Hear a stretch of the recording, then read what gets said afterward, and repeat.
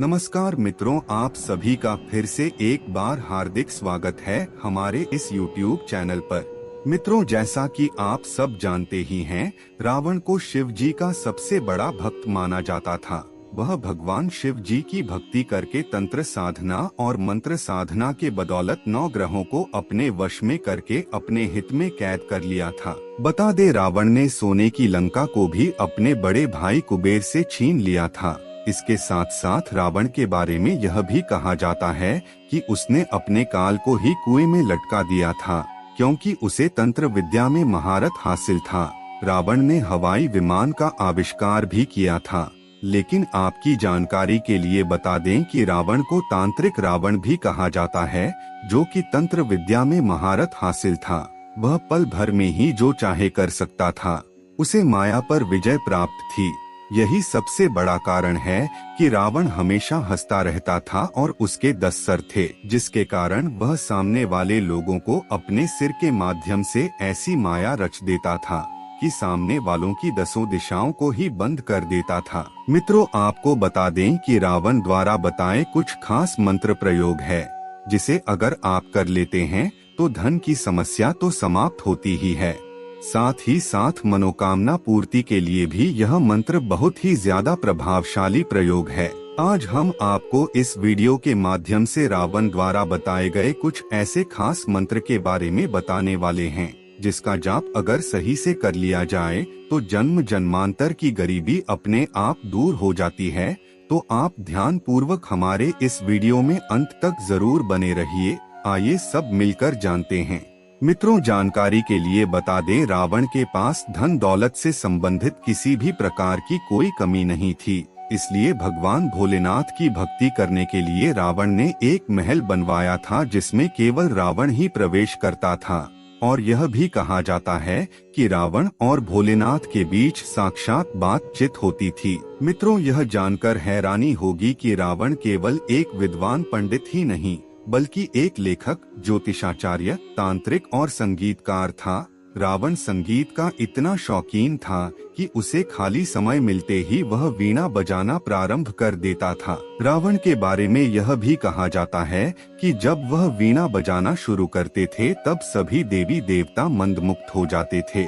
यहाँ तक कि भगवान शिवजी भी आकर के तांडव किया करते थे। यही कारण है कि रावण के द्वारा बताए गए जितने भी प्रयोग होते हैं, वह बहुत ही ज्यादा प्रभावशाली और तेज गति से कार्य करने वाले होते हैं, क्योंकि रावण को सभी चीजों की जानकारी थी।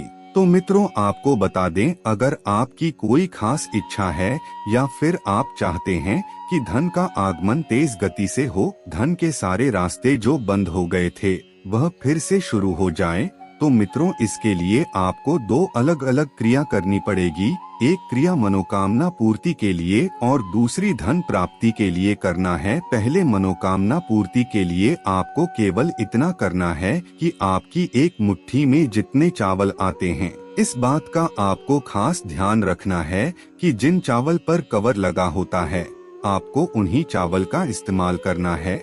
आपको छिले हुए चावल बिल्कुल भी नहीं लेने हैं, यानी आपको घर में खाए जाने वाले चावल का इस्तेमाल नहीं करना है। प्रतिदिन मुट्ठी में जितने चावल आते हैं, अपने घर से मुट्ठी भर लेकर शिव मंदिर में जाना है और मुट्ठी भर चावल को भगवान शिव के मंदिर में ही खोलना है और ओम नमः शिवाय मंत्र को बोलते हुए भगवान शिव जी के शिवलिंग पर अर्पित करना है। इस क्रिया को आपको ब्रह्मा मुहूर्त में करना है।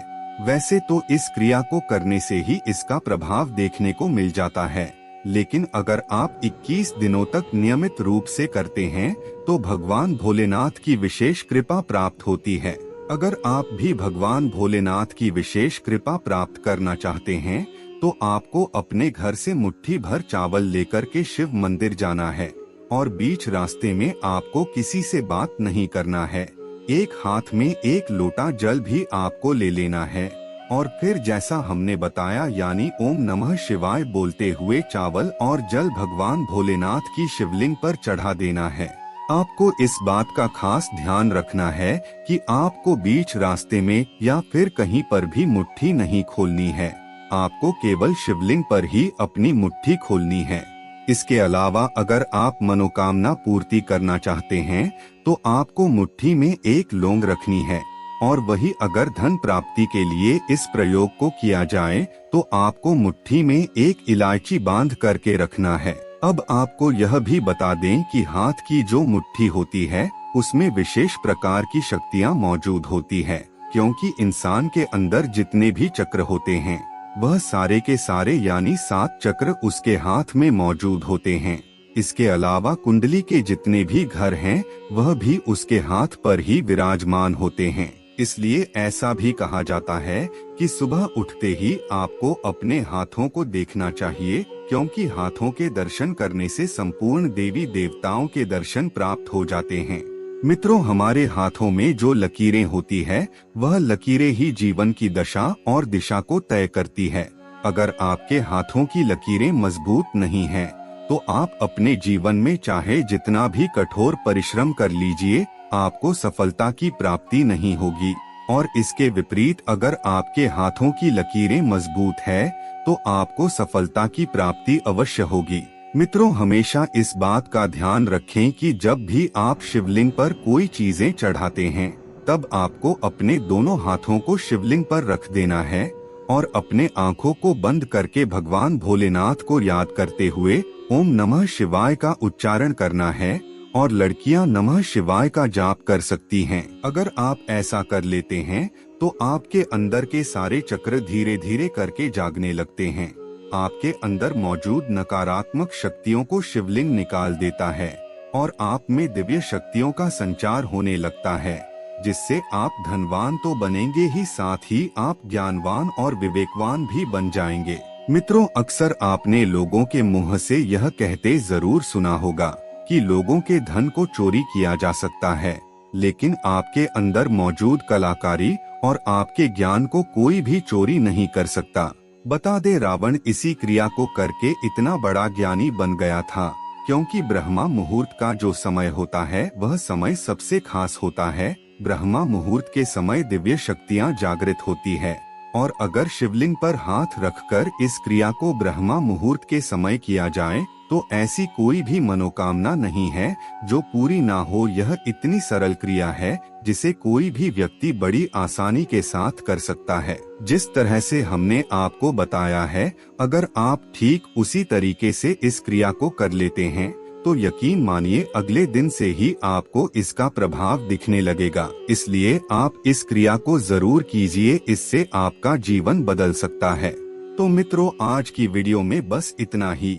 आपको हमारी जानकारी कैसी लगी आप हमें कमेंट में जरूर बताएं, और अपने दोस्तों के साथ भी शेयर जरूर करें, और हमारे चैनल को भी सब्सक्राइब कर लेवे। फिर मिलते हैं किसी नए वीडियो के साथ, तब तक के लिए धन्यवाद।